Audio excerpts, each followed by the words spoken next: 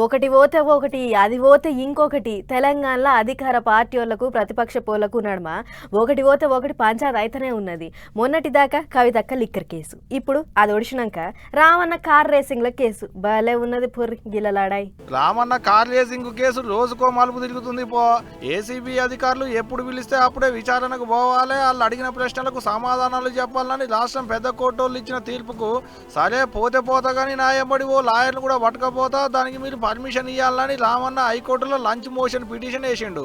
ఇక దాని మీద కూడా ఓ మలక మాట్లాడిన కోర్టోళ్ళు, అయినా నీకు లాయర్ ఎందుకు, నీ మీద ఏమన్నా థర్డ్ డిగ్రీ పెడతాడు అనుకున్నావా ఎట్టా అని ముందుగాల ఓ మలక అన్నారట. కానీ అటెంక ఆయన వేసిన పిటిషన్ కు సరే అన్నారట. ఇక ఎంబడి ఎవరెవరు వస్తారో ఓ ముగ్గురు లాయర్ల పేర్లు చెప్పురి, వాళ్ళ దాంట్లో ఒక్కరిని మాత్రమే నీ ఎంట తీసుకుపోవాలి అని బరాబర్ చెప్పిరట కోర్టు సార్లు.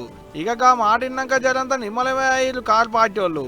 అట్ట బేసాలన్నాడు ఏసీబీ అధికారుల కాడికి రామన్న ఈచారణకు పోతాడు అన్నట్టు.